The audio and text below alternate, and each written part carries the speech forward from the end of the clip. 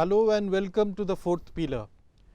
Today we are going to talk mainly about the education sector in Assam and how has COVID-19 pandemic has affected the education sector and what is the future. And to have the discussion, we have two very important people from the education sector. We have Sri Komaljyoti Gogoi. Namaskar. Welcome. Yes. Mr. Komaljyoti Gogoi is the former secretary of Assam Higher Secondary Education Council, and he is at present is the district education officer of Morigaon district. Yes. We have with us Dr. Pradyubna Goswami. Welcome.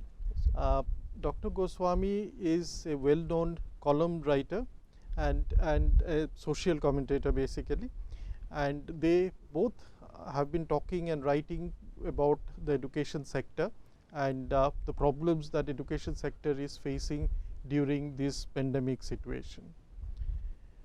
Pun prathame moi eta sadharon proshno raise koribo khoisu. Proshno to hol je March mahor pora jetia pandemic announce hol ba lockdown announce hol tar pisor pora অসমৰ শিক্ষা জগতত কেনেকুৱা ধৰণৰ অসুবিধা মানে face কৰিছে students আৰু teachers মই গগৈ ডাঙৰীয়াক প্ৰথম প্ৰশ্ন কৰিম আপুনি ভাল প্ৰশ্ন এটা বৰ্তমান সময়ত উত্থাপন কৰিছে আমাৰ ছাত্ৰ ছাত্ৰীসকলৰ আৰু শিক্ষকসকলৰ তেখেতসকলে আসলতে উতেই সময়ছোৱাত কোভিডৰ সম্পৰ্কে বা কোভিডৰ লগত সম্পৰ্ক ৰাখিব লগা হৈ গ'ল আজি কেনেকৈ এই মাৰাত্মক ভাইৰাছটো আহিছে এই ভাইৰাছটো কি তাক ষ্টাডি কৰা চৰকাৰী যিবিলাক নিৰ্দেশনা এই নিৰ্দেশনাবিলাক মানি চলা আৰু লগে লগে আমাৰ স্কুলবিলাক ক্লোজ ডাউন হ'ল যদিও আমি বিভাগীয় বিষয়াসকল অফিচাৰসকলে কিন্তু কাম কৰি থাকিলো আমি নিজে সেফটি মেজাৰ ললো বিভিন্ন সময়ত আৰু বিশেষকৈ ডেপুটি কমিশনাৰ সহায় কৰিলো আমাৰ কিছুমান অৱশ্যে সিস্টেম আছে ধৰক সৰ্বশিক্ষা অভিযানৰ মোৰ ডিস্ট্ৰিক্ট মিশন কোঅৰ্ডিনেটৰ আমাৰ ক্লাষ্টাৰ কোঅৰ্ডিনেটৰ 100 জন আছে আমাৰ জিলাত তেওঁলোকৰ লগত ভাৰ্চুৱেলি অনলাইন আমি কন্টেক্ট ৰখাৰ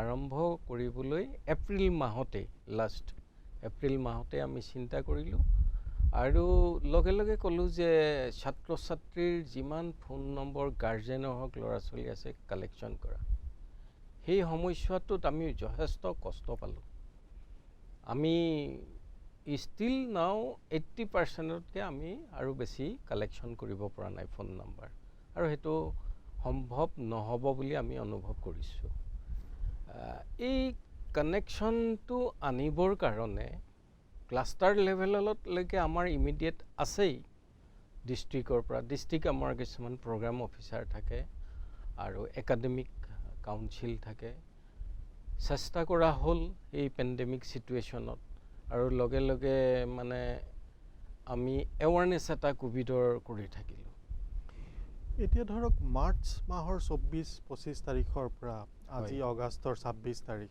হয় এই কেইদিনত মানে কেনেকুৱা ধৰণৰ পঢ়া শুনা স্কুল বা কলেজবোৰত আপোনাৰ জিলাত মৰিগাঁও জিলাত মোৰ অভিজ্ঞতাৰ পৰা কৈছো ৰিয়েল ফেক্টটো হ'ল আমি 50% তকে বেছি ল'ৰা টাচ কৰিব পৰা নাই আৰু আমি ফিল্ড ষ্টাডি এটা ভাৰ্চুৱেলি কৰিলো যেহেতু মই ক'লো যে ক্লাষ্টাৰ কোঅৰ্ডিনেটৰ শিক্ষক তেওঁলোকক আমি কোঅৰ্ডিনেটৰ কৰি লৈছো ট্ৰেইন আপ কৰি আগতে আৰু আমাৰ তেনেকুৱা এমবাইপ বা ৱেবএক্সৰ দ্বাৰা ৱেবিনাৰবিলাক ষ্টেটৰ পৰা ফ্ৰী আমাৰ ইণ্টাৰনেট ফেচিলিটি দিয়া হ'ল মৰিগাঁও জিলাত কিছু পৰিমাণে আমি সম্পৰ্ক ৰাখিলো এনেকুৱা হয় সঁচা কথাটো হ'ল 100 জন CRCC শিক্ষক কোঅৰ্ডিনেটৰ লগতো আমি সম্পূৰ্ণকৈ সংযোগ কৰিব পৰা নাছিলো কোনোবা গুৱাহাটীত থাকে কোনোবা যোৰহাটত থাকে তেওঁলোকৰ ফ্যামিলি এফেয়াৰ্ছত সোমাব লগা হ'ল শিক্ষাৰ কথা বাদ দিবগে লগা হ'ল এটা পৰ্যায় হৈছিল যে কেনেকৈ আমি নিজৰ লাইফটো বচাম তেনে সিচুৱেশনত আমি বিষয়া হক প্ৰশাসনে হওক আমি কাকো আমনি কৰা নাই, আনকি চৰকাৰো আমনি কৰা নাই। আপুনি অলপ পিছত আলোচনা নিশ্চয় হ'ব। শেহতীয়াকৈ কোৱা হৈছে যে 1 ছেপ্টেম্বৰৰ পৰা আমি কিছু পৰিমাণে মানে বিদ্যালয়বিলাক কলেজবিলাক আৰম্ভ কৰিব পাৰি নেকি, এইটো পিছত পাতিম। ডক্টৰ গোস্বামী, ৱেবিনাৰ আৰু অনলাইন ক্লাছেছ এতিয়া বহু ক্ষেত্ৰত আমি মন কৰিছোঁ ৱেবিনাৰ বা অনলাইন ক্লাছেছ বহু ঠাইত হৈছে, ভালকৈ হৈছে, কিন্তু কিছুমান ঠাইত শিক্ষকসকলে অলপ ধৰক টেকনিকেল ইছ্যু ৰেজ কৰি মানে কৈছে যে আমি কৰিব পৰা নাই বা সম্ভৱ নহয়, নেটৱৰ্ক বেয়া, আমাৰ ইনফ্ৰাষ্ট্ৰাকচাৰ নাই বুলি কৈ ক্লাছ তেনেকুৱা লোৱাই নাই। তো লাষ্ট 4-5 মাহ মানে এডুকেশ্যনেল কেলেণ্ডাৰত কেনেকুৱা ধৰণে এফেক্ট হৈছে এই তেনেকুৱা মানে অসুবিধাৰ কাৰণে? চাওক, কথা এটা হৈছে কি যে আমাৰ যিটো ক'ভিডৰ যিটো situation, Covid is a pandemic, it is not an epidemic. গতিকে এইটো এটা মহামাৰী নহয়, এইটো এটা অতিমাৰী। আৰু এই অতিমাৰী ক'ভিডৰ যিটো পেণ্ডেমিক চিটুৱেশ্যন, এই চিটুৱেশ্যনটো গোটেই বিশ্বখন প্ৰস্তুত নাছিল ক'ভিডৰ নিচিনা এনেকুৱা এটা পেণ্ডেমিক আমাৰ মাজত হঠাৎ আহি পৰিব বুলি। কিন্তু যি কি নহওক আহিল, এনেকুৱা এটা নতুন ব্যৱস্থা, এনেকুৱা এটা নতুন কাহিনী, এনেকুৱা এটা নতুন ঘটনা বুলি এনেকুৱা এটা দুৰ্ঘটনা গোটেই বিশ্বখনত তাতে ঘটিছে। বিশ্বৰ কোনোজন মানুহেই হুৰ পৰা আৰম্ভ কৰি আমাৰ সাধাৰণ স্বাস্থ্যকৰ্মী এজনলৈকে, হুৰ ডাইৰেক্টৰৰ পৰা আৰম্ভ কৰি স্বাস্থ্যকৰ্মী এজনলৈকে কোনো আমি প্ৰস্তুত নাছিলোঁ। কিন্তু যি কি নহওক ক'ভিড আহিল, ক'ভিডৰ লগত মোকাবিলা কৰিব লাগিব। ক'ভিডৰ লগত মোকাবিলা কৰিবলগীয়া হোৱাৰ কাৰণে আমাৰ গোটেই ছিষ্টেমবিলাক সেইমতে সাজু হ'বলগীয়া হ'ল। প্ৰত্যেকটো বস্তুৱে আমাৰ কাৰণে নতুন। এতিয়া আমাৰ অসমৰ ক্ষেত্ৰত মই কৈছোঁ, অসমৰ ছাত্ৰ ছাত্ৰীসকলৰ কাৰণে এসময়ত এনেকুৱা এটা অৱস্থা আছিল যেতিয়া 1983 চনত 84 চনত এটা অসম আন্দোলনৰ পৰিৱেশ হৈছিল। তেতিয়াও অসমৰ ছাত্ৰ ছাত্ৰীসকলে বিদ্যালয় যাবলগীয়া হোৱাৰ কাৰণে এটা শিক্ষাবৰ্ষ নষ্ট কৰিবলগীয়া হৈছিল। কিন্তু সেইটো আছিল 1983 চন, 1983, এণ্ড নাও ইট ইজ 2020। আজিৰ দিনতো যদি 2020টো যদি আমি স্কুল যাবলগীয়া যাব নোৱাৰাৰ কাৰণে আমি এটা এডুকেশ্যন একাডেমিক ইয়েৰ বা এটা শিক্ষাবৰ্ষ যদি নষ্ট কৰিবলগীয়া হয়, আমাৰ প্ৰযুক্তিগতভাৱেই হওক, বিজ্ঞানৰ ক্ষেত্ৰতে হওক বা বৰ্তমানৰ বিশ্বখনৰ কাৰিকৰী দিশত যিমান আগবঢ়া, সেই সকলো দিশ যদি আমি বিচাৰ কৰি চাওঁ, ইয়াতকৈ আৰু দুৰ্ভাগ্যজনক কথা একো নাই। গতিকে আমি আজিৰ ডেটত এই কথাটোৱে চিন্তা কৰিব লাগে, যদিও আমি যাব পৰা নাই বিদ্যালয়লৈ, যদিও শিক্ষকে গৈ আপোনাৰ ফিজিকেলি ক্লাছ কৰিব পৰা নাই, সি এবছৰে হওক, ছমাহে হওক, আমাৰ ফাৰ্ষ্ট টাৰ্গেটটো হ'ব লাগে যে ছাত্ৰ ছাত্ৰীসকলক যাতে আমি কোনো কাৰণতে এটা শিক্ষাবৰ্ষ নষ্ট হ'বলৈ দিব নোৱাৰোঁ। কাৰণ আজিৰ যুগটো কাৰিকৰী আৰু প্ৰযুক্তিৰে এখন ভৰপূৰ যুগ, যিটো যুগত আমাৰ বিশ্বই হয়তো মংগল গ্ৰহত গৈ ইউৰেনিয়াম খন্দাৰ কথা পৰিকল্পনা কৰিছে। সেই সময়ত যদি আমি ষ্টুডেণ্টক এটা ক্লাছ কৰাব নোৱাৰোঁ অনলাইন, গতিকে তেনেকুৱা এটা কথা হ'ব নোৱাৰে। কিন্তু যি নহওক, ক্লাছৰ কথাটো যেতিয়া আহিল, তেতিয়া আন্তঃগাঁথনিৰ কথা আহিল, কাৰণ এনেকুৱা এটা অৱস্থাৰ কাৰণে কোনো ৰেডি নাছিলোঁ। স্মাৰ্টফোন কিমানৰ আছে? হয়তো আছে বহুতৰ। এতিয়া মই সদায় এটা কথা কৈ আছোঁ যে আজিৰ দিনটোত স্বাস্থ্যকৰ্মীয়ে, অসমৰ কথা মই কৈছোঁ দেই, এই অসমৰ পৰিস্থিতিতে গোটেই ভাৰতবৰ্ষখন ৰিপ্ৰেজেণ্ট কৰিছে, যে অসমত থকা স্বাস্থ্যকৰ্মীসকলে 3,30,40,00,000 মানুহৰ হয়তো দায়িত্ব লৈছে। আমি এনেকুৱা ছবিও দেখিবলৈ পাইছোঁ যে আশাকৰ্মীয়ে নাৱত গৈ, ধুমুহা বৰষুণৰ মাজত গৈ মানুহৰ ঘৰে ঘৰে খবৰ লৈছে, ক'ভিডৰ টেষ্ট কৰিছে, কাৰোবাক হয়তো পলিঅ' দিছে। কিন্তু তেনে ক্ষেত্ৰত শিক্ষকখিনি বা এডুকেশ্যন ডিপাৰ্টমেণ্টৰ লগত জড়িত মানুহখিনিৰ ছাত্ৰ ছাত্ৰীসকল, তেওঁলোকৰ দায়িত্বটো ল'ব লাগে। মই মাজতে এটা কথা কৈছিলোঁ, যেতিয়া আমাৰ ছেপ্টেম্বৰৰ পৰা ক্লাছ আৰম্ভ কথা কৈছিলে, তেতিয়া বহুত মানুহে বিৰোধিতা কৰিছিল। তেতিয়া মই এটা কথা কৈছিলোঁ যে চাওক, এই স্থবিৰতাটোতো এদিন শেষ লাগিব, যে আমি শেষ কৰিব লাগিব, যে পৰিস্থিতিটো কেতিয়া শেষ কৰিম। যে ক'ভিড আমাৰ চলি থাকিল 2.5 বছৰ, 2 বছৰ, ধৰি লওক আমি আৰু এবছৰৰ পিছত 5জন ক'ভিড পজিটিভ পেচেণ্ট পালোঁ। সেই 5জনৰ কাৰণে গোটেই ছিষ্টেমটো আমি কি 2 বছৰ বন্ধ কৰি ৰাখিম নেকি?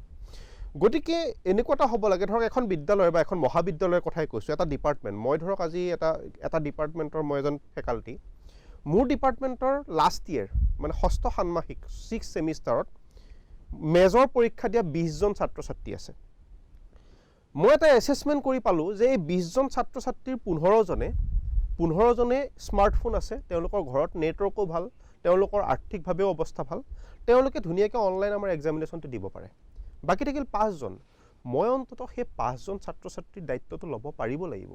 মোৰ ডিপাৰ্টমেণ্টত ফেকাল্টি আছে 5জন, মোৰ আণ্ডাৰত 6th ছেমিষ্টাৰত ছাত্ৰ ছাত্ৰী 5জন বা 6জন বা 10জন, তেওঁলোকৰ যদি সেই মানে টেকনিকেল এডভান্টেজখিনি নাই বা কাৰিকৰী বা প্ৰযুক্তিগত সুবিধাখিনি নাই, মই সেই ছাত্ৰ ছাত্ৰীসকলক উলিয়াই লৈ আহিলোঁ, ক'ৰবাত তেওঁলোকক নেটৱৰ্কৰ ব্যৱস্থা কৰিলোঁ, এটা স্মাৰ্টফোনৰ ব্যৱস্থা কৰিলোঁ, তেওঁলোকক ক্লাছ কৰাৰ ব্যৱস্থা কৰিলোঁ।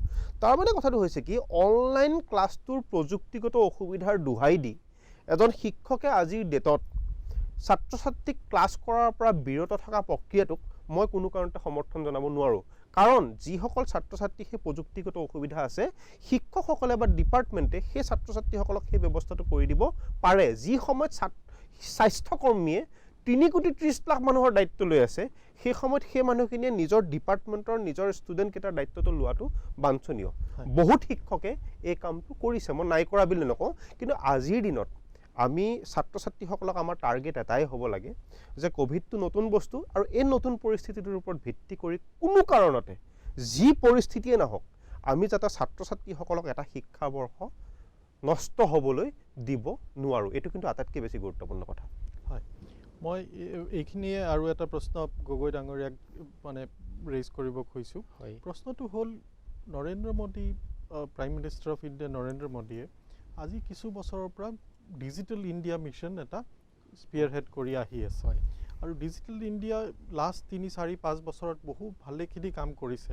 নৰ্থ ইষ্টতো বহুত কাম হৈছে, অসমতো বহুত কাম হৈছে। কিন্তু যেতিয়া মানে কোভিড পেণ্ডেমিকটো ষ্টাৰ্ট হ'ল, তেতিয়া আমি গম পালোঁ যে গ্ৰাউণ্ড ছিটুৱেশ্যনত তেনেকুৱা ইনফ্ৰাষ্ট্ৰাকচাৰ কোনো ডেভেলপ হোৱাই নাই।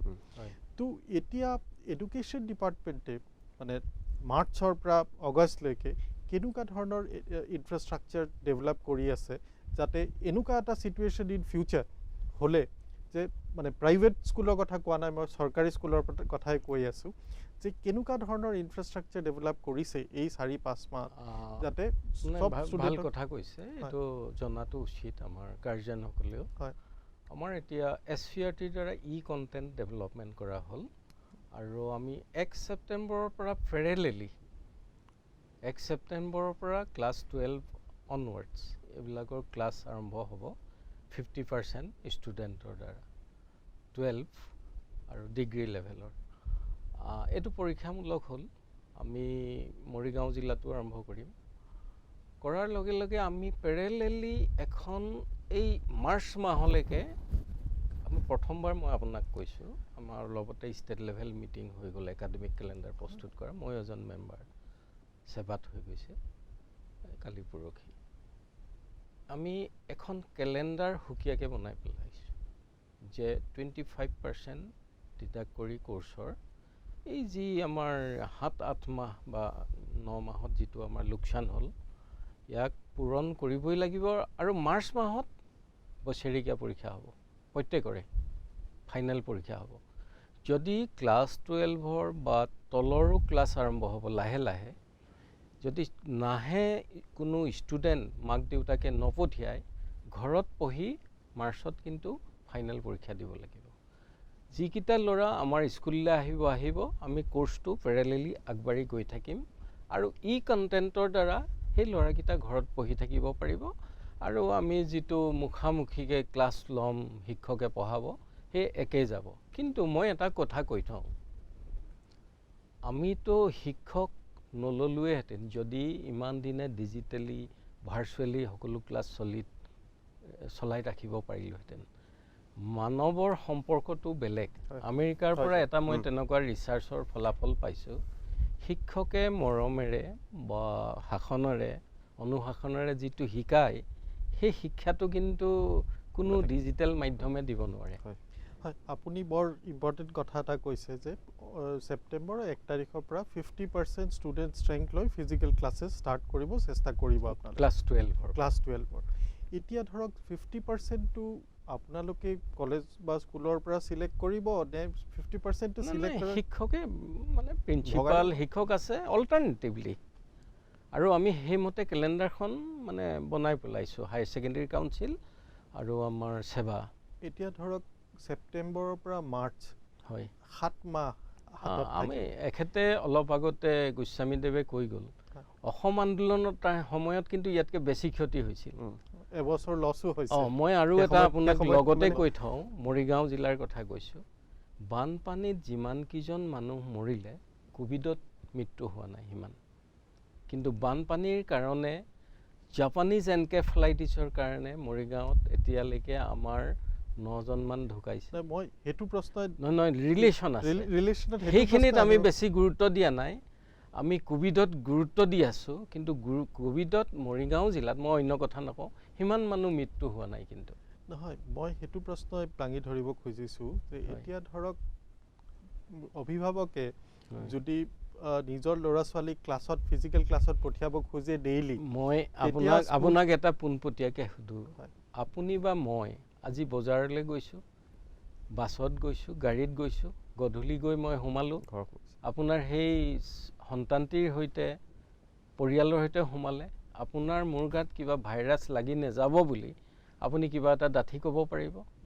ঠিক আমি কিন্তু স্কুলবিলাক ডেইলি চেনিটাইজেশ্যনৰ ব্যৱস্থা কৰিছোঁ, আৰু স্কুলবোৰ খোলাৰ আগত যিটো চাফ চিকুণ, আপুনি কোৱা নৰেন্দ্ৰ মোদী ডাঙৰীয়াই যিটো স্বচ্ছ ভাৰতৰ কথা কৈছিলে, এতিয়া পেণ্ডেমিকে সেইটো আমাক বহুত ভাল কথা কৈছে। ডিজিটেল ইণ্ডিয়াৰ কথা যিটো কৈছে, এতিয়া পেণ্ডেমিকত কিয় এইটো আপুনি লাগে বুলি ক'ব লগা হ'ল? এইটোতো আগতেই চিন্তা কৰিছিলে। গতিকে এই ইমপ্লিমেণ্টেশ্যনটো এটা নিৰ্ভৰ কৰে পাব্লিকৰ সদিচ্ছাৰ ওপৰত। আপুনি প্ৰথম ভোক লাগিব, ভোক যদি নালাগে আপোনাকতো মই খুৱাই দিব নোৱাৰোঁ। ভোক লাগিলেহে এটা স্কিম আমি ইমপ্লিমেণ্ট ভাল ধৰণে কৰিব পাৰিম। হয়, ছেপ্টেম্বৰৰ 1 তাৰিখৰ পৰা কেনেকুৱা প্ৰট'কল হ'ব, নতুন প্ৰট'কল হ'ব? আমাৰ যিটো কোভিড প্ৰট'কল আছে ডিজাষ্টাৰ মেনেজমেণ্টৰ পৰা যিটো দি আছে, সেইটো ফ'ল' কৰিবই লাগিব। আৰু ডিষ্টেঞ্চ মেইনটেইন এইখিনি ক'বই নালাগে, আজিকালি এৱাৰ হৈ গ'ল সকলোৱে। আমি আলোচনাটো আগবঢ়াই লৈ যাম। এতিয়া এটা সৰু বাণিজ্যিক বিৰতি লৈছোঁ। ধন্যবাদ। Girjanand Chaudhary Institute of Management and Technology, Guwahati. First private engineering college of Northeast to have NBA accredited programs. Approved by AICTE and affiliated to Assam Science and Technology University. Online admissions open for all courses for 2020-21 session. For more information, visit gimt-guwahati.ac.in or call us at 98641 51408.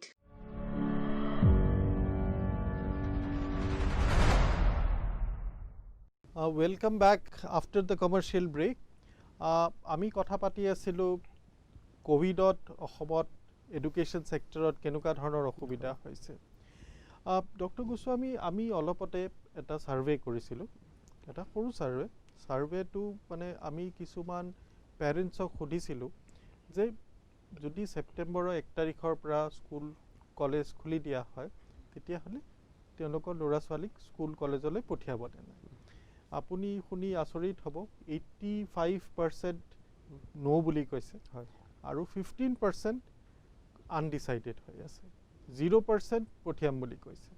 তেনেকুৱা পৰিস্থিতিত আমি কিহৰ ভিত্তিত বেছ কৰি school college খোলাৰ কথা ভাবি আছোঁ? চাওক, এইটো একদম স্বাভাৱিক কথা। আপুনি হ'লেও আপোনাৰ বাচ্চাটোক তেনেকৈ ক'ব, আজি যিটো পেণ্ডেমিক চিটুৱেশ্যন চলি আছে, সকলো ফালৰ পৰা টিভিটো খুলিলেই যেনেকুৱা নিউজবিলাক আহি আছে, ডেইলি যিটো কোভিডৰ আপোনাৰ পজিটিভ কেছৰ আপডেট আহি আছে, আপুনি হ'লেও নপঠায় বা মই হ'লেও নপঠাওঁ, এইটো মানুহৰ এটা সাধাৰণ চাইক'লজি, আৰু এইটো একদম স্বাভাৱিক কথা।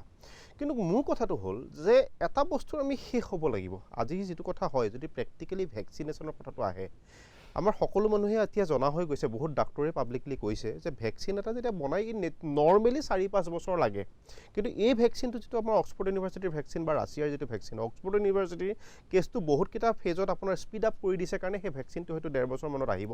বা ৰাছিয়াৰ যিটো ভেকচিন অলৰেডি ওলাইছে, সেই ভেকচিনটো আমাৰ মাৰ্কেটত আহি পেলাই তাৰ বা কেইটা ড'জ ল'ব লাগে, আপুনি এটা ড'জ ল'লেই হয়নে বা ছমাহৰ মূৰে মূৰে 2-3টা ড'জ ল'ব লাগে, এই গোটেই প্ৰচেছটো নৰ্মেল হওঁতে মোৰ যিটো বিশ্বাস, এই গোটেই প্ৰচেছটো ভেকচিন ওলাই নৰ্মেল হওঁতে আৰু 1.5 বছৰ 2 বছৰ লাগিব, তেতিয়াহে আমি ক'ব পাৰিম যে আমি কোভিডৰ পৰা সম্পূৰ্ণ ৰূপে মুক্ত। কিন্তু 1.5 বছৰ 2 বছৰটো এনেকুৱা হ'ব নোৱাৰে যে আমি গোটেই ছিষ্টেমটো বন্ধ কৰি ৰাখিম। এতিয়া যিবিলাক প্ৰট'কল মানি, যিবিলাক নিয়ম মানি শ্বপিং মল খুলি দিছে, যিবিলাক নিয়ম মানি বজাৰ সমাৰ খুলি দিছে সেই অলপ আগতে ছাৰে ক'লে গগৈ ছাৰে ক'লে যে সেই বজাৰ সমাৰৰ পৰা যোৱা অভিভাৱকেই জানো নিজৰ সন্তানৰ লগত একেলগে ৰাতি ভাত সাজ খোৱা নাই একেখন বিচনাতে খোৱা নাই খেলা ধূলা কৰা নাই ডেফিনেটলি তেওঁলোকে কৰিছে গতিকে কথাটো হৈছে কি কিন্তু সেই অভিভাৱকজন যেতিয়া বজাৰখনৰ পৰা উভতি গৈছে তেওঁ নিশ্চয় গা পা ধুই মূৰ গা ধুই যিটো প্ৰট'কল আমাৰ ক'ভিডৰ যিটো প্ৰট'কল সেই সম্পূৰ্ণ প্ৰট'কল মানি আজিৰ দিনত মানুহ এনেকুৱা হৈছে বাহিৰৰ পৰা অনা আলুকেইটাও চাৰ্ফ দি ধুই পেলাইহে ফ্ৰিজত সুমুৱাইছে গতিকে মানুহবিলাকৰ গোটেই হেবিট আৰু লাইফষ্টাইলটো সলনি হৈ গৈছে গতিকে ছাত্ৰ ছাত্ৰীক এটা যেতিয়া আমি বিদ্যালয়লৈ পঠাম ছাত্ৰ ছাত্ৰীসকলে সেই লেভেলৰ আপোনাৰ যিটো আমি সাৱধানতা আপুনি বা মই মানিছোঁ তেওঁলোকে সেই লেভেলৰ সাৱধানতাটো হ'লে মানিব নোৱাৰিব কাৰণ নোৱাৰিব কিয় আপুনি মই আজি মই ইয়ালৈ আহিছোঁ আপোনাৰ চকীখন চুইছোঁ ইয়াৰ অনুষ্ঠানটো শেষ হোৱাৰ পিছতেই মই প্ৰথম কামটো কৰিম মই হাতটো চেনিটাইজ কৰিম ছাত্ৰ ছাত্ৰীসকলে বেঞ্চখন চুইছে তাৰপিছতে সি কিন্তু হাতখন চেনিটাইজ নকৰে হয়তো বহুতে কৰিব বহুতে নকৰিব সেই এৱেৰনেছটো ছাত্ৰ ছাত্ৰীসকলৰ কিমান থাকিব সেইটো পিছৰ কথা কিন্তু তাৰ আগতে আমাৰ প্ৰথম কৰণীয় হ'ব প্ৰশাসনৰ মানে বিদ্যালয় প্ৰশাসনৰ এটা কৰণীয় হ'ব যে ছাত্ৰ ছাত্ৰীসকলে সেই কামটো নকৰিলেও যাতে আমি তেওঁলোকক ফুল্লি চেনিটাইজ কৰি ৰাখিব পাৰোঁ আমাৰ প্ৰব্লেমটো হৈছিল ক'ত আজি অফিচবিলাক অফিচ কাছাৰী 1 ছেপ্টেম্বৰ 1 আগষ্টৰ পৰাই খোলা দিছে আৰু তাত কৈছে যে আপোনালোকে ছ'চিয়েল ডিষ্টেঞ্চিঙৰ প্ৰট'কল মানি চলিব এতিয়া আপুনি মই ইয়াত বহিছোঁ আমি 2 ফুট 3 ফুট 2-3 মিটাৰ আঁতৰে বহিছোঁ ছাৰ মই আপুনি কিন্তু এখন বেঞ্চত 4-5জন ষ্টুডেণ্টে 2-3 মিটাৰ মানে আপোনাৰ ছ'চিয়েল ডিষ্টেঞ্চিং প্ৰট'কল মানি কেতিয়াও বহিব নোৱাৰে গতিকে বিদ্যালয়লৈ ছাত্ৰ ছাত্ৰীসকলক মাতোতে এনেকুৱা ব্যৱস্থা কৰিব লাগিব যাতে এখন বেঞ্চত তেওঁলোকে বহিলেও যাতে মাজত 3 মিটাৰ বা 2 মিটাৰ এটা ডিষ্টেঞ্চ থাকে এখন বেঞ্চত দুজনকৈ ছাত্ৰ বা ছাত্ৰী বা এক্সাম হলত যেনেকৈ বহাই ক্ৰছ কৰি এজন ইফালে বহালে এজন ইফালে বহালে তেওঁলোকৰ মাজত ছাফিচিয়েণ্ট এটা মানে ছ'চিয়েল ডিষ্টেঞ্চিং মেইনটেইন কৰাব লাগিব প্ৰথম কথা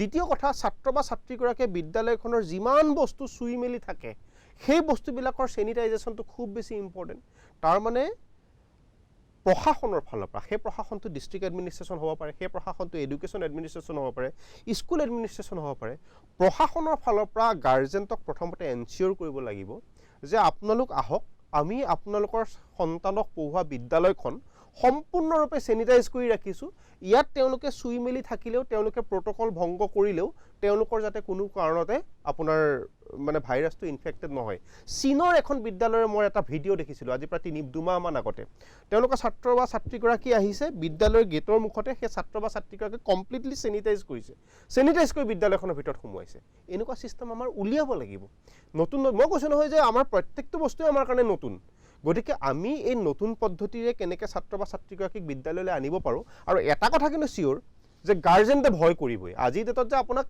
15% কৈছে আনডিচাইডেড মোৰ মতেতো সেই 15%ও নপঠাওঁ বুলি ক'ব লাগে কিন্তু আমি যি ধৰণে ক'ভিডক লৈ মানুহক এৱেৰ কৰিলোঁ সেই ক'ভিডক লৈ মানুহৰ এটা ভয় সোমোৱালে প্ৰত্যেকজন মানুহৰ ভয় সোমালে এতিয়া প্ৰশাসনৰ ফালৰ পৰা সেই ভয়টো আঁতৰাই এনচিয়'ৰ কৰি যে আমি আপোনালোকে ভয় কৰাৰ কোনো যুক্তি নাই আমি এইখিনি এনচিয়'ৰ কৰিছোঁ কোনো কাৰণতে ক'ভিডটো এই অনুষ্ঠানটো মানে এই কথাটো এই হেৰিটোৰ পৰা নাযায় তেনেকুৱা এটা এনচিয়'ৰ কৰি আপোনাৰ ছাত্ৰ বা ছাত্ৰীগৰাকীক পাতিব লাগিব আজি আপোনাৰ ষ্টুডিঅ' বুলি নহয় আজি আপোনাৰ ষ্টুডিঅ'টোক মই সোধা নাই বাৰু কিন্তু যেতিয়া বিভিন্ন টক শ্ব'বিলাকত বিভিন্ন ষ্টুডিঅ'বিলাকত মাতে মই এটা কথাই প্ৰথমতে সোধোঁ আজি কেইদিনমানৰ আগলৈকে যে আপোনালোকৰ ষ্টুডিঅ'টো চেনিটাইজ ভালকৈ হয়নে যেতিয়া মোক এনচিয়'ৰ কৰে যে ছাৰ আপোনাৰ ষ্টুডিঅ' পূৰা চেনিটাইজ হৈ থাকে আপুনি কোনো চিন্তা নাই তেতিয়াহে মই ষ্টুডিঅ'টোত টক শ্ব'টোত যাওঁ সেইটো হৈছে মোৰ ভয়টো অতৰা দায়িত্বটো কাৰ আপুনি as a editor in chief আপোনাৰ দায়িত্ব যে মোৰ ষ্টুডিঅ' চেনিটাইজ হৈ আছে মোৰ কোনো ভয় নাই গেষ্ট আহিলে অন্ততঃ মোৰ ষ্টুডিঅ'ৰ পৰা মোৰ গেষ্টজনৰ গালে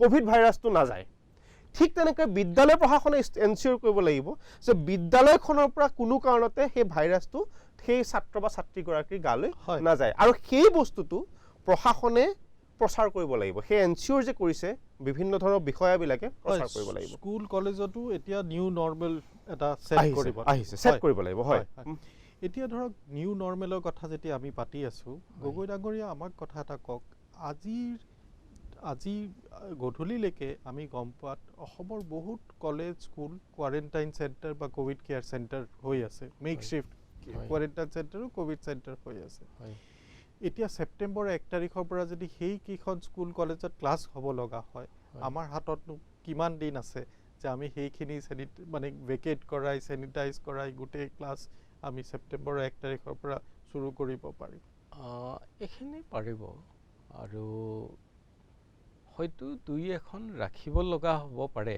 হ'লেও আমি ফিল্ডত যিটো দেখা পাইছোঁ, যিটো কোভিড চেণ্টাৰৰ ইনফ্ৰাষ্ট্ৰাকচাৰ বনালে বহুত ভাল ইনফ্ৰাষ্ট্ৰাকচাৰ। আপোনাৰ এনেধৰণৰ কিছুমান বিল্ডিং বা হস্পিটেল এতিয়া পৰি থকা নাই। ধৰক মৰিগাঁৱৰ জাগিৰোড পেপাৰ মিলৰ যিখন হস্পিটেল, ভাল মানে ইনফ্ৰাষ্ট্ৰাকচাৰ আছিলে, কোভিড চেণ্টাৰলৈ ডেভেলপমেণ্ট হ'ল। এক্সিষ্টিং যিখন চিভিল হস্পিটেল আছিলে, তেওঁলোকৰ যথেষ্টখিনি ইনফ্ৰাষ্ট্ৰাকচাৰ ডেভেলপ হ'ল। তাত আজিকালি আপোনাৰ মানে সকলোখিনি সুবিধা ইমিডিয়েটলি আমাৰ কোনো পেচেণ্টে পায়। মই কিন্তু গোটেই পেণ্ডেমিকটো এটা পজিটিভ অৰ্থত লৈছোঁ। যথেষ্টখিনি কিন্তু পৃথিৱীলৈ, আমাৰ অসমৰ কথা কওঁ, অসমলৈ যথেষ্টখিনি আমাক শিক্ষা আৰু নতুনত্ব আনি দিলে। এই নতুনত্ব অনাৰ ভিতৰত এটা চৰ্চা আমাৰ হৈছে যে আমি কেনেধৰণে 1 ছেপ্টেম্বৰৰ পৰা ক্লাছ আৰম্ভ কৰিম। হয়তো ভাৰতবৰ্ষৰ গোটেইকেইখন ষ্টেটৰ ভিতৰত অসমে এটা ভাল চিন্তা কৰিছে। অসমৰ শিক্ষামন্ত্ৰীজনেই আমাৰ স্বাস্থ্যমন্ত্ৰীও, তেখেতে কিন্তু লাগি আছে দেহে কেহে আৰু বহুখিনি নিয়ন্ত্ৰণ কৰিবলৈ বেয়া ফাললৈ যোৱাৰ পৰা সক্ষমো হৈছে। এতিয়া তেখেতৰ কিছুমান নিৰ্দেশত বা এটা বিজ্ঞ মহলৰ নিৰ্দেশত কোৱা হৈছে যে আমি ষ্টেপ বাই ষ্টেপ যাব লাগিব। প্ৰথম ষ্টেপটো হ'ল শিক্ষকৰ কোভিড টেষ্ট। আজি আমাৰ প্ৰায় 6000 আছিল শিক্ষক মৰিগাঁও জিলাৰ, আমি 2000 আজিৰ দিনলৈকে আমি টেষ্ট কৰাই সম্পূৰ্ণ কৰাইছোঁ আৰু 4-5 দিন আছে। আপুনি যিটো কথা কৈছে ইনফ্ৰাষ্ট্ৰাকচাৰ আছে নাই, কেনেকৈ আৰম্ভ কৰিব। ফাৰ্ষ্ট অল টিচাৰ্ছ মাষ্ট মানে আণ্ডাৰগ' টু দ্য কোভিড টেষ্ট। এই টেষ্টটো কৰি সম্পূৰ্ণ কৰাৰ আমি প্লেন বনাই দিছোঁ। আমাৰ অফিচাৰসকল ব্লক ৱাইজ নিয়োগ কৰি দিছোঁ, from LP private school, venture school to government কলেজলৈকে সকলো কৰাই দিছোঁ। তেনেধৰণে আমাৰ ষ্টেটৰ পৰা কিছুমান গাইডলাইন গৈছে। আজিকালিলৈও গাইডলাইন কিছুমান আপুনি নতুন গাইডলাইন পাব। ইয়াৰ পিছত আমি যিসকল ষ্টুডেণ্ট আহিব তেওঁলোকে টেষ্ট কৰিব লাগিব আৰু এইবিলাক ফ্ৰী। এইটো ডাঙৰ কথা কি, আপোনাৰ মেডিচিনো ইমান আপোনাৰ ফ্ৰীকৈ দিব নোৱাৰে, কিন্তু টেষ্টবিলাক যথেষ্ট কষ্টলি, কিন্তু ফ্ৰীকৈ দিছে চৰকাৰে। তাৰ কাৰণে কিন্তু পাব্লিকে সহায় নকৰা নহয়। আমাৰ শিক্ষকসকলে এদিনৰ দৰমহা দি মোৰ ডিপাৰ্টমেণ্টৰ পৰা 47 লাখ টকা আমি জমা দিছোঁ, আমি সহায়ো কৰিছোঁ আৰু সেই টকাটোৱে আমি এতিয়া খৰচ কৰাৰ ধৰণে হৈছে। এইখিনি আমি সুবিবেচনা আমাৰ চৰকাৰৰ ফালৰ পৰা হোৱা, অন্য ষ্টেটত কি চলিছে নাজানো। সেই 47 লাখ আমিয়ে এতিয়া খৰচ কৰিছোঁ বিভিন্ন টেষ্ট কৰা। আৰু আমি এটা নিৰ্দেশনা মই নিজেও দিছোঁ, আমাৰ যিটো হোৱাটছএপ গ্ৰুপ থাকে শিক্ষকৰ সৈতে, মই ক্লাষ্টাৰ কোঅৰ্ডিনেটৰ কথা ক'লোৱে বা ব্লক অফিচাৰ কথা ক'লোৱে, এই গ্ৰুপটোত মই ষ্ট্ৰিক্টলি কৈছোঁ যে ডেইলি চেনিটাইজ কৰিব লাগিব। যে ইমান ইকুইপমেণ্টছ ক'ত পাব, আমাৰ গাঁওবিলাকত spray machine available. Spray machine মোৰ অফিচতে মই গাঁৱৰ পৰা আনিয়ে কৰাওঁ। এটা যে কিবা অত্যাধুনিক মেচিন লাগিব, গাড়ী লাগিব, আৰু আমাৰ ফায়াৰ ব্ৰিগেড এখন দুখন থাকে, তেওঁলোকে কৰে যিমান পাৰে মাৰ্কেট এৰিয়া, বজাৰ এৰিয়া, টাউন এৰিয়া। কিন্তু গাঁৱৰ ৰাইজে সেইখিনিও নিজে কৰিব। আৰু আপোনালোকে চাব, মেনেজিং কমিটিক আমি আগতে বিভিন্ন কাৰণত সৰ্বশিক্ষা অভিযান হওক, ৰাষ্ট্ৰীয় মাধ্যমিক অভিযান হওক, এৱাৰ বিভিন্ন কথাত কৰি থোৱা হৈছিল, তেওঁলোকে চাফ চিকুণ কৰিবহি। আমি ল'ৰা ছোৱালীক কিন্তু কেতিয়াও চাফ চিকুণ কৰিবলৈ নিদিওঁ। তেওঁলোকক মানে আমি কোনো লেতেৰা এখন বিদ্যালয়ত কিন্তু সোমাবলৈ নিদিওঁ। প্ৰধান শিক্ষকজনে গেৰাণ্টি দিব পাৰিব, হয় চাফ চিকুণ হ'ল। মানে এই পৰিৱৰ্তন এটা আমাক পেণ্ডেমিকে আনি দিলে আৰু ৰেগুলাৰ চাফ চিকুণ। আৰু সেইটো নহ'লে আমাৰ গ্ৰুপ ইনস্পেকশ্যন হ'ব, ইনস্পেকশ্যনত সেই শিক্ষকজনক আমি চৌকছ কৰিম। যদি কিবা হয় তেওঁ ৰেছপঞ্চিবিলিটি ল'ব লাগিব। আমি নকওঁ যে ল'ৰা ছোৱালী কিবা নহ'ব, এনেকুৱা এটা ছিটুৱেশ্যনত গেৰাণ্টি কোনেও ল'ব নোৱাৰে, কিন্তু ৰেছপঞ্চিবিলিটি ষ্টেপ বাই ষ্টেপ ফিক্স কৰি যোৱা হ'ল। এতিয়া মোৰ ৰেছপঞ্চিবিলিটি হ'ল সকলো শিক্ষকক কোভিড টেষ্ট। এজনো থাকিব নোৱাৰিব। এজন গৈ যদি ছুপাৰ স্প্ৰেডাৰ হৈ যায়, সেইটো মই ৰেছপঞ্চিবল।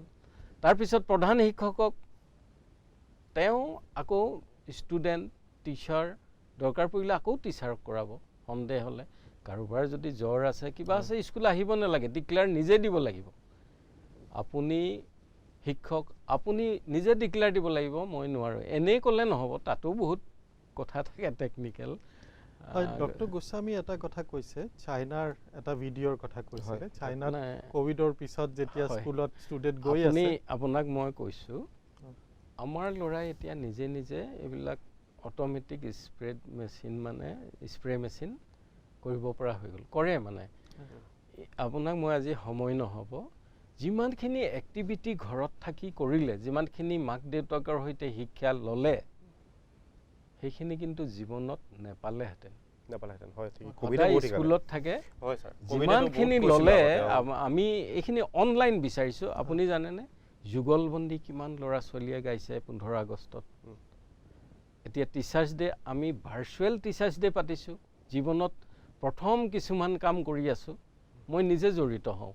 কালি DSCG ডিষ্ট্ৰিক্ট একাডেমিক কোৰ গ্ৰুপ ডায়েটৰ তেখেতসকলক কণ্টেণ্ট ডেভেলপমেণ্টৰ যিটো কাম দিছে SCRTয়ে, অন্য ষ্টেটত কি কৰিছে নাজানো, তেখেতসকলে 1 তাৰিখৰ পৰা ভাৰ্চুৱেলি স্কুললৈ নহা ল'ৰাখিনিক মৰিগাঁও ডিষ্ট্ৰিক্টত পঢ়াই থাকিব লাগিব অনলাইন।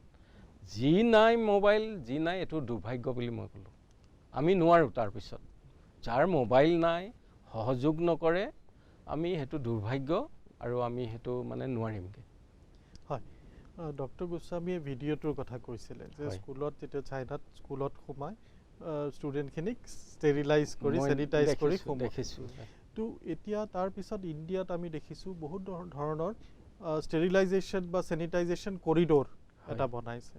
এনেকুৱা এটা কৰিডৰ সম্ভৱ নেকি প্ৰত্যেকখন স্কুলত আমি তেনেকুৱা কৰিডৰ বনাই দিলে? তেতিয়াহ'লে কৰিডৰ নহয়, আপোনাৰ মই যিটো ভাবোঁ, আমাৰ পৰম্পৰাবিলাক বহুত ভাল প্ৰথমৰ পৰাই, মানে মুখত গামোচা লোৱা বা মহিলাসকলে উৰণিটো লৈ মুখেৰে ঢাকি ৰখা, কথা ক'লে ইজনলৈ, এইবিলাক পৰম্পৰা বহুত ভাল আছে।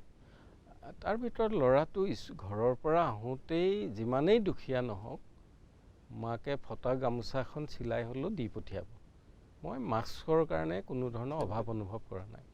তৃতীয়তে এই পেণ্ডেমিকে যিটো শিকালে, মাক বাপেকে চোলা কাপোৰকেইটা ভালকৈ পিন্ধাব আৰু গা পা ধুৱাই পঠিয়াব। তাৰপিছত চেনিটাইজ মিনিমাম য'ত য'ত চুব লগা জেগাবোৰ প্ৰধান শিক্ষকে যত্ন ল'বই। আৰু আমাৰ হাইস্কুল কলেজবিলাকত আমাৰ গ্ৰেড 4 যথেষ্ট মানুহ থাকে, আৰু দৰকাৰ পৰিলে যিটো NSS আছে, NCC আছে, স্কাউটছ গাইড আছে, তেওঁলোকেও এইখিনি কামত যথেষ্ট আগ্ৰহী। ট্ৰেইন আপ কৰি নিতৌ চাফ চিকুণ, যিবিলাক আপুনি চাব খ্ৰীষ্টান স্কুলবোৰে কৰি থয়, যিবিলাক আমাৰ শংকৰদেৱ নিকেতনে কৰি থয়, যিবিলাক আমাৰ জাতীয় বিদ্যালয়ৰ অনুষ্ঠানে কৰি থয়। এতিয়া চৰকাৰী অনুষ্ঠানবোৰ ভাৱধাৰা বহুতৰ হৈ থাকে যে কিছুমান বৰ লেতেৰাকৈ থাকে, কিন্তু সেই লেতেৰাটো এই লেতেৰা স্কুলখিনিও এতিয়া নাইকিয়া হ'ব। এইটো এটা মই ভাল চিমটম বুলি ভাবোঁ। সেইকাৰণে কৈছোঁ প্ৰথমে এইটো পজিটিভ হিচাপে লৈছোঁ। সেইকাৰণে ল'ৰা ছোৱালী এতিয়া বিদ্যালয়লৈ আহিলে তেনেকুৱা কোনো হুঁচৰা ৰোগ হ'ব বুলি ভয় খাব নালাগে, আৰু সকলোৱে অহাটো বাঞ্ছনীয়। এইকাৰণেই মাৰ্চ মাহত কিন্তু আমি ফাইনেল এক্সামিনেশ্যন পাতিমেই। ডক্টৰ গোস্বামী, আমি যেতিয়া ছাৰ্ভেটো কৰি আছিলোঁ, বহুতকেইজন পেৰেণ্টছে এটা কথা আমাক কৈছে যে বহুতকেইজনে কৈছে যে আমেৰিকাত স্কুল খুলি দিয়াৰ পিছত 39,000 ষ্টুডেণ্টছৰ 97,000 ষ্টুডেণ্টৰ কৰোণা পজিটিভ হৈছে। তো সেই ফিয়াৰটো, সেই ভয়টো মানুহৰ মনৰ পৰা কেনেকুৱা ওলাব পাৰি? চাওক, কথাটো এনেকুৱা নহয় যে আমেৰিকাত হৈছে বুলি অসমতো হ'ব বা ইণ্ডিয়াতো হ'ব। আমেৰিকাই সেই সময়ত কি ব্যৱস্থা লৈছিল আৰু আমি কি ব্যৱস্থা লৈছোঁ।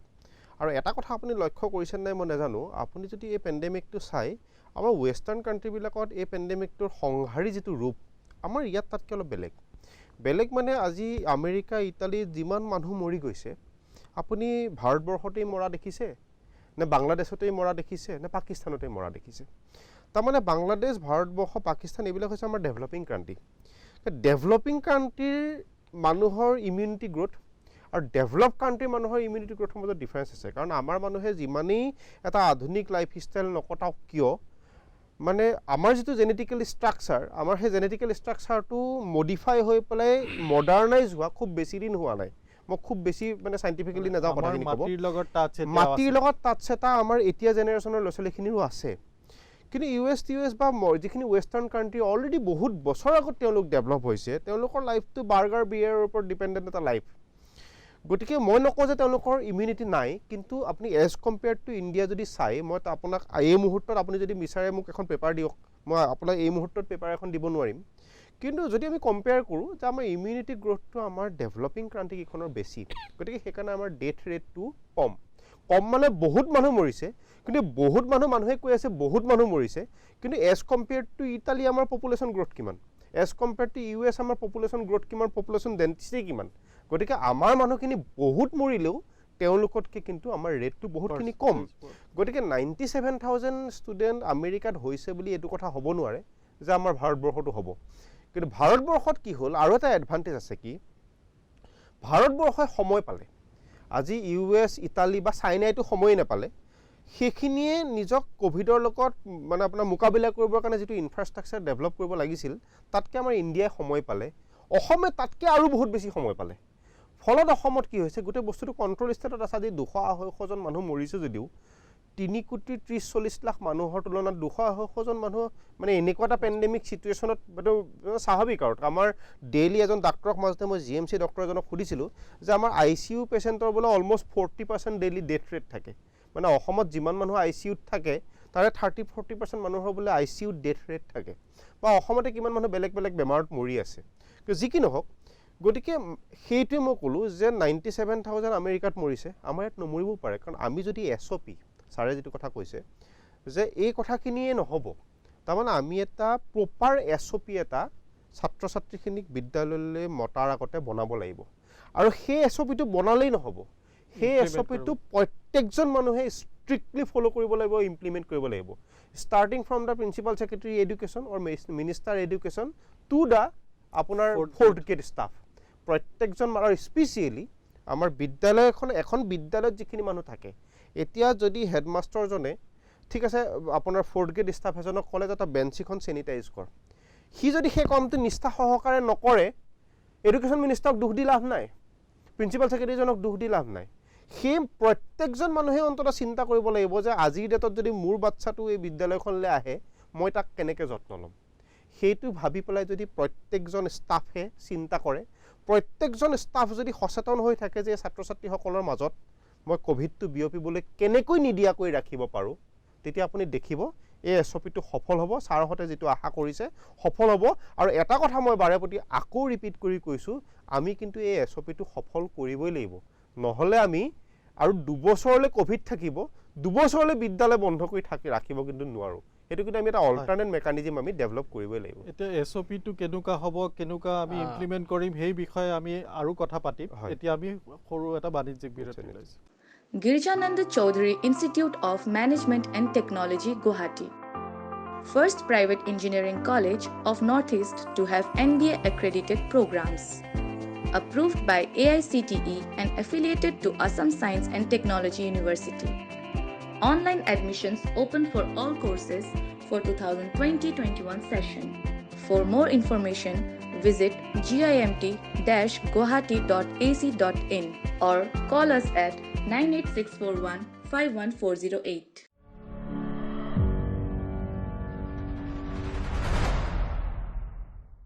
Welcome back after the commercial break. Gogoi Dangoria, আমি কথা পাতি আছিলোঁ SOPৰ কথা, Standard Operating Procedure, September 1 তাৰিখৰ পৰা।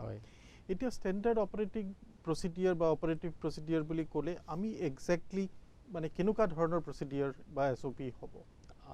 চিম্পলভাৱে ক'বলৈ গ'লে প্ৰথম কথা হ'ল ডেপুটি কমিশ্যনাৰ মহোদয়লৈ প্ৰত্যেক জিলাৰ কিছুমান নিৰ্দেশনা গৈছে আমাৰ ভিডিঅ' কনফাৰেন্সিঙো হৈছে কালি পৰহি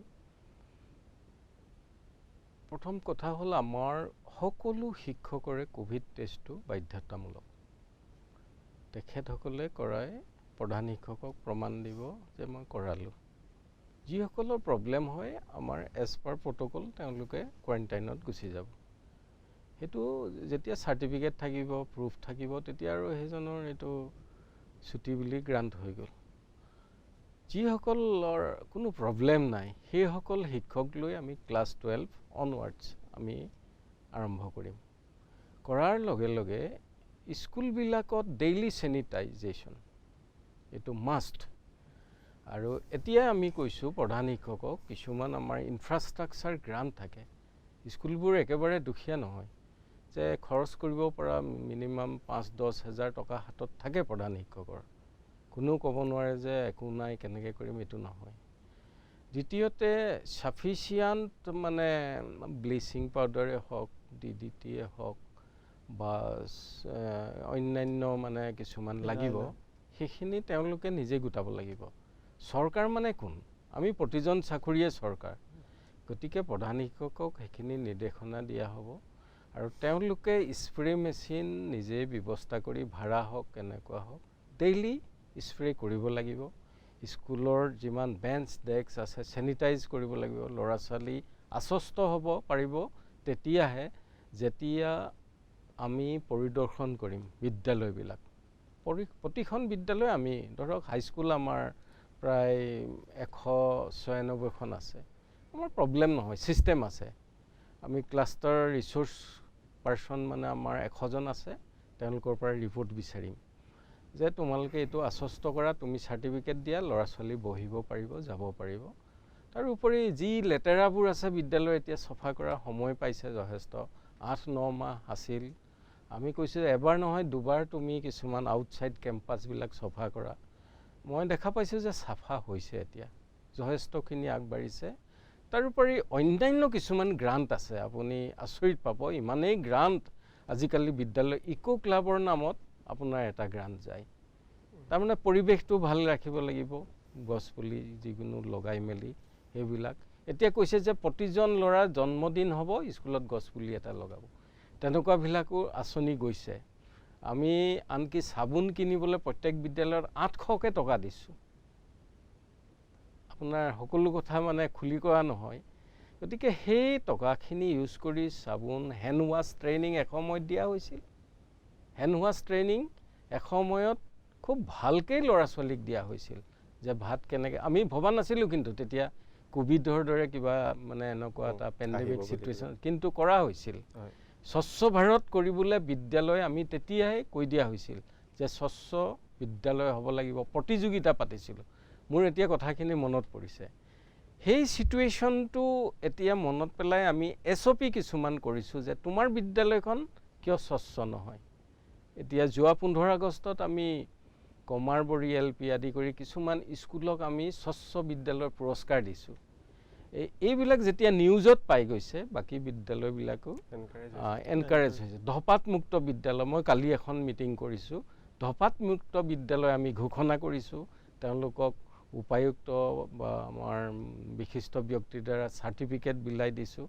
ধপাতমুক্ত বিদ্যালয় এনেকুৱা কৰা হৈছে, মানে অলপ ৰিলেশ্যন আছে, মই সেইকাৰণে কৈছোঁ গোটেই এটা মানে পৰিৱেশৰ লগত, যে তোমাক 6 মাহলৈ দিয়া হৈছে কিন্তু চাৰ্টিফিকেটখন কেঞ্চেলো কৰা হ'ব। 6 মাহ আমি পৰ্যবেক্ষণ কৰোঁ, কোনোবা শিক্ষকে খৈনি খাইছে নেকি, কোনোবা ছাত্ৰ ছাত্ৰীয়ে গুটখা খাইছে নেকি, পৰ্যবেক্ষণ কৰাৰ পিছত। গতিকে এই চিটুৱেশ্যনত সকলো শিক্ষকে কিন্তু আঁকোৱালি লৈছে। এই শিক্ষকসকলৰ কোভিড টেষ্টৰ পিছতে আমাৰ ষ্টুডেণ্টৰ টেষ্টটো আহিব, যিসকল বিদ্যালয়, আৰু ভয় খাবলগীয়া কোনো কাৰণ নাই। আপোনাৰ যদি কিবা জ্বৰ ভাৱ আছে, কোভিড মানে এনেকুৱা এটা মানে হেৰি নহয় যে আপোনাৰ ইমিডিয়েট কিবা হ'ব, তেনেকুৱা হোৱাও নাই আমি মোৰ যিখিনি পাইছোঁ দৃষ্টিত। গতিকে ছাত্ৰ ছাত্ৰীসকল বিদ্যালয় আহি ঘৰত থকাতকৈ টেষ্ট কৰোৱাটো ভাল। কি কাৰণে? অফিচ কাছাৰীলেতো মাক দেউতাক সকলো যাবলৈ ধৰিছে, আৰু তেওঁলোকে অফিচ কাছাৰীত থকাবিলাকো টেষ্ট কৰাবলৈ বাধ্যতামূলক। মই নিজে কৰাইছোঁ, মোৰ নিগেটিভ, মোৰ গোটেই কেম্পাছৰ ভিতৰত মানে 100 মান মানে আছে কৰ্মচাৰী, এজনৰ মাত্ৰ পজিটিভ দেখালে, তেওঁ 10 দিন মানে হস্পিটেলত থাকি আহিলে, এতিয়া সম্পূৰ্ণ সুস্থ, মানে তেতিয়াও একো হোৱা নাছিল। সেই 4th গ্ৰেডজনৰ তেতিয়াও একো হোৱা নাছিল। তেওঁ কৈছে মোৰ ছাৰ অলপমান জ্বৰ ভাৱ আছিল, মই পানী এডোঙা সদায় পাৰ হৈ আহিব লাগে, কিন্তু এতিয়াতো মোৰ ভাল, হস্পিটেলত থাকি আৰামত খোৱা বোৱা কৰিছে নিশ্চিন্ত মনে, এতিয়া তেওঁ ডিউটি কৰি আছে। গতিকে আমাৰ যিসকলৰ মানে কোভিড হৈছে বুলি ডিক্লেয়াৰ কৰা হ'ল, সেই সকলো দেখিছোঁ এতিয়াতো আমাৰ দৰে চলি আছে। গতিকে চিন্তা কৰিবলগীয়া বিশেষ একো ছাত্ৰ ছাত্ৰীসকলৰ নাথাকে, অভিভাৱকসকলৰ নাথাকে। সকলো বিদ্যালয় আহক। আমি শিক্ষাবৰ্ষ ধ্বংস কৰিলে ভৱিষ্যতে এইখিনি আমি আকৌ ঘূৰাই আনিব নোৱাৰিম। পেণ্ডেমিক চিটুৱেশ্যন হ'ব, সাৱধানতা অৱলম্বন কৰিবলৈ আমাক বিজ্ঞানীসকলে কিছুমান প্ৰট'কল দিছে, সেইখিনি আমি মানি নচলি যদি আমি একো নকৰি ঘৰতেই বহি থাকোঁ, শুই থাকোঁ, তেতিয়াতো একোৱেই নহ'ব। আৰু এটা ভাল হ'ব, মানসিক মেণ্টেল হেল্থটো স্কুললৈ আহিলে কিন্তু ছাত্ৰ ছাত্ৰীৰ যথেষ্ট ভাল হ'ব আৰু শিক্ষকৰ ভাল হ'ব। সেই দিশটো কিন্তু চিন্তা কৰিব লাগিব। ডক্টৰ গোস্বামী, গগৈ ডাঙৰীয়া আমাক বহুতখিনি কনফিডেন্স দিলে। ছেপ্টেম্বৰ 1 তাৰিখৰ পৰা ফেজ বেনাৰৰ ক্লাছ ষ্টাৰ্ট হ'ব আৰু মাৰ্চ মাহত ফাইনেল পৰীক্ষা পাতিবই বুলি কৈছে। আপুনি কিমান কনফিডেণ্ট অসম চৰকাৰে এইখিনি? আমি এপ্ৰিলৰ পৰা নতুন বৰ্ষ আৰম্ভ কৰিম অসমত। আপুনি কিমান কনফিডেণ্ট? চাওক, তেখেত শিক্ষা বিষয়া আৰু তেখেত শিক্ষা বিষয়া মানে এনেকুৱা শিক্ষা বিষয়া নহয়, তেখেতে মানে পলিচি মেকিঙত আছে। গগৈ ছাৰক মই যিমানখিনি জানো, তেখেত পলিচি মেকিঙৰ শিক্ষা বিষয়া। পলিচি মেকিঙত থকা চৰকাৰৰ শিক্ষা বিষয়া এজনে যেতিয়া এইখিনি কথা কৈছে, কিন্তু মই বিশ্বাস কৰিছোঁ, মই এজন গাৰ্জেন হিচাপেই হওক বা এজন সাধাৰণ নাগৰিক হিচাপে আজি মই জইণ্ট ডাইৰেক্টৰ হেল্থৰ লগত যথেষ্ট কথা পাতিছোঁ। মই বিশ্বাস কৰিছোঁ কথাখিনি, আৰু এই বিশ্বাসটো মানুহখিনিয়ে কৰিব লাগিব। মানে এই বিশ্বাসটো ছাৰহঁতৰ নিচিনা শিক্ষা বিষয়াৰ পৰাও বা এটা ছিষ্টেমৰ পৰাও দিব লাগিব মানুহখিনিক, আৰু মানুহখিনিয়ে বিশ্বাসটো কৰিব লাগিব। কাৰণ বিশ্বাসটো নকৰিলেও নহ'ব। কাৰণ সকলো কথাতে যদি সন্দেহ কৰি পেলাই মই বস্তুৰ ছিষ্টেমটোৰ পৰা আঁতৰি থাকোঁ, তেতিয়াও নহ'ব। বিশ্বাসটো কৰি আগবাঢ়ি যাব লাগিব। আৰু এতিয়া চিটুৱেশ্যনটো লাহে লাহে বহুতখিনি ঠিক হৈছে যেন অনুমান হয়। আৰু ক'ভিডটো মই একেবাৰে না কৰি নিদিওঁ। ক'ভিডটো মানে যথেষ্ট ভয়াৱহ। হয়তো আমাৰ ইয়াত সেই স্পাইকটো অহা নাই বা কিবা অহা নাই কাৰণে ক'ভিডটোৱে আমাক সেই তাণ্ডৱটো হয়তো দেখুওৱা নাই, বা দেখুৱাইছে যদিও কম পৰিমাণে দেখাইছে। কিন্তু ক'ভিডটোত মই একেবাৰে ন'হৱেৰ কৰি নিদিওঁ। ক'ভিডত মানুহ মৰিছেও আৰু আপোনাৰ হৈছেও। কিন্তু একেটা ক'ভিডতে আমি বহুত ভিডিঅ' দেখিছোঁ য'ত আপোনাৰ ক'ভিড কেয়াৰ চেণ্টাৰত মানে ৰোগীয়ে নাচ গানো কৰিছে, আৰু সেই একেটা ক'ভিডতে আমি বহুত এনেকুৱা ৰোগীও দেখিছোঁ যিয়ে ICUত ছটফটাইও আছে, হয়তো কোনো মৃত্যুমুখতো পৰিছে। গতিকে বেমাৰটোৰ কেৰেক্টাৰটো কেনেকুৱা এইটোৰ ওপৰত এতিয়া ওলাইছেহে, গৱেষণা হওঁতে হয়তো আৰু 5 বছৰ লাগিব। গতিকে তাৰ প্ৰতি মোৰ ভয়াৱহতাটো আছেই। কিন্তু ভয়াৱহতাটো যিমানেই নাথাকক, আমি তাৰ ব্যৱস্থা কৰিব লাগিব। আৰু আমি 21 শতিকাৰ প্ৰজন্ম, আমি 21 শতিকাৰ প্ৰজন্মই যদি আজি নিজকে মোকাবিলা কৰিব পৰাকৈ সাজু কৰিব নোৱাৰোঁ, ই দুৰ্ভাগ্যজনক, ই অতি দুৰ্ভাগ্যজনক। গতিকে আমি আমাৰ ছিষ্টেমটোক ডেভেলপ কৰিবই লাগিব, আৰু আমি ছাত্ৰ ছাত্ৰীক মাতিবই লাগিব, ক্লাছ কৰিবই লাগিব। গতিকে আমি সেই প্ৰত্যেকজন ব্যক্তি, ছিষ্টেমটোৰ লগত জড়িত প্ৰত্যেকজন ব্যক্তিয়ে নিজৰ কৰ্তব্যৰ কৰ্মখিনিৰ প্ৰতি কিন্তু সচেতন আৰু সৎ হ'ব লাগিব। যদি আপুনি সৎ হয়, মই সৎ হওঁ, তেখেত সৎ হয়, প্ৰত্যেকজন মানুহ যদি আপোনাৰ ষ্টুডিঅ'টোত সৎ হয়, আপোনাৰ ষ্টুডিঅ'টো কিন্তু কেতিয়াও ক'ভিড এফেক্টেড নহয়, ইনফেক্টেড নহয়। বিদ্যালয়খনৰ হেডমাষ্টাৰজনৰ পৰা যদি একেবাৰে চকীদাৰজনলৈকে প্ৰত্যেকজন ব্যক্তিৰ এটাই চিন্তা থাকে যে মই ছাত্ৰ ছাত্ৰীসকলক কেনেকৈ ক'ভিড মুক্ত কৰি বিদ্যালয়খনৰ ভিতৰত ৰাখিব পাৰোঁ, আপুনি চাব কেতিয়াও সেই বিদ্যালয়খন ক'ভিড ইনফেক্টেড হ'ব নোৱাৰে। তাত থকা কোনো ছাত্ৰ বা এগৰাকী ছাত্ৰী ক'ভিডত আক্ৰান্ত হ'ব নোৱাৰে। সেইটো এনচিঅ'ৰ আপোনাৰ চৰকাৰে কৰিলেই নহ'ব। মই আপোনাক অলপ আগতে যিটো কথা ক'লোঁ, চৰকাৰে যিমানে এনচিঅ' নকৰক, সেই চকীদাৰজনে যদি প্ৰপাৰলি চেনিটাইজটো নকৰে, বেঞ্চখনত যদি এলাহতে আপোনাৰ চেনিটাইজ নকৰি পেলাই হেডমাষ্টাৰক কয় যে চেনিটাইজ কৰিলোঁ, তাৰ কাৰণে শিক্ষামন্ত্ৰীজন জগৰীয়া হ'ব নোৱাৰে, তাৰ কাৰণে প্ৰিন্সিপাল ছেক্ৰেটাৰীজন বা ছাৰ জগৰীয়া হ'ব নোৱাৰে। সেইটো হৈছে মানসিকতা। মোৰ মানসিকতা যদি ঠিক হয়, মোৰ বিদ্যালয়ৰ প্ৰত্যেকজন কৰ্মচাৰীৰ মানসিকতা যদি ঠিক হয়, আৰু প্ৰত্যেকে যদি ভাবোঁ যে, আৰু প্ৰত্যেকে যদি এনেকুৱা এটা মেণ্টেলিটি লৈ থাকোঁ যে মানুহ দেখোন মৰিয়ে আছে, আজিকালি ছাত্ৰ ছাত্ৰী আমি কেনেকৈ পঠাম, চৰকাৰে কিয় ছাত্ৰ ছাত্ৰী মাতিছে, চৰকাৰক যদি গালি পাৰি থাকোঁ কিয় এনেকুৱা সম্পদ অমুক হৈছে তমুক হৈছে, তেতিয়াহ'লে কেনেকৈ হ'ব? এটা প্ৰজন্মক আমি হেৰুৱাই পেলাব লাগিব। তেনেকৈ কেনেকৈ হ'ব? যিহেতু আৰু এটা কথা, চৰকাৰে এটা ডিচিশ্যন এজন ব্যক্তিয়ে নলয়, বহুত এডভাইজাৰ থাকে, বহুত উপদেষ্টা থাকে, সকলো মানুহৰ কথা বতৰা আলোচনা কৰি এটা পৰিৱেশ, এটা পৰিস্থিতি, ভিজনেৰী, দাৰ্শনিকভাৱে এটা বস্তু আলোচনা কৰি এটা ডিচিশ্যন লয়, তাৰ ওপৰত এটা সিদ্ধান্ত লয়। সেই সিদ্ধান্তটোক মই শ্ৰদ্ধা জনাব লাগিব, এনেকুৱাবিলাকৰ ক্ষেত্ৰত কৈছোঁ। আৰু কেনেকৈ সেই সিদ্ধান্তটোৰ লগত মোকাবিলা কৰিব পাৰোঁ, ফাইট কৰিব পাৰোঁ, মোৰ মানসিকতা গঢ় দিব লাগিব। আৰু যদি তাকে নকৰি মই অনবৰতে গালি পৰা মানসিকতা এটা লৈ থাকোঁ, গালি পৰা মানসিকতা যদি লৈ থাকোঁ, যদি মই ভাবোঁ যে এইটো কাম বেয়া কৰিছে, বেয়া কৰিলে ময়ো সেই কামটোত মোৰ যিটো মানে দিব লাগে, মোৰ এফিচিয়েঞ্চিটো কম দিম, দি পেলাই গালি পাৰি পাৰি মই কামটো ভাল নকৰিম নহয়। প্ৰথমতে মই চিন্তা কৰিব লাগিব যে কামটো ভাল হৈছে, ছাত্ৰ ছাত্ৰীক মই বিদ্যালয়লৈ মাতিবই লাগিব, আমি কামখিনি কৰিবই লাগিব, নহ'লে প্ৰজন্ম এটা ৰখি যাব, এটা প্ৰজন্ম বেক কৰি যাব। আৰু এটা কথা আপোনাক মই আজি কৈ থৈ দিওঁ, মই বেলেগ বহুতৰে কৈছোঁ যে আজি এই ক'ভিডটো এসময়ত আমাৰ কাৰণে ইতিহাস হ'ব। সেই সময়ত যাতে সেই সময়ৰ মানুহে যাতে আমাক জগৰীয়া কৰি থৈ নাযায় আজিৰ ছাত্ৰ ছাত্ৰী বা প্ৰজন্মৰ এটা শিক্ষাবৰ্ষ ধ্বংস কৰাৰ কাৰণে। 21 শতিকাত এনে তথ্য প্ৰযুক্তিৰ দিনত, এনে এডভান্টেজ আৰু এনেকুৱা ফেচিলিটিৰ দিনত আমি যদি আমাৰ মূৰ্খামিৰ কাৰণে, আমাৰ গাফিলতিৰ কাৰণে আৰু আমাৰ সন্দেহবাদী স্বভাৱৰ কাৰণে, আমাৰ কৰ্ম এলাহৰ কাৰণে আমি যদি এটা প্ৰজন্মক যদি শিক্ষাবৰ্ষ হেৰুৱাই নহয়, ইতিহাসে কিন্তু আমাৰ প্ৰজন্মটোক, আপোনাৰ মোৰ দৰে মানুহখিনিক, যিখিনি মানুহে চাকৰি কৰি আছোঁ, যিখিনি মানুহে পলিচি মেকিঙত আছোঁ, যিখিনি মানুহে চৰকাৰে চলাই আছে, এই প্ৰজন্মটোক কিন্তু কেতিয়াও ক্ষমা নকৰিব। সেইটো কিন্তু খুব গুৰুত্বপূৰ্ণ কথা। Hi, thank you, Dr. Goswami. Thank you very much, Mr. Gogoi and Dr. Goswami. Thank you.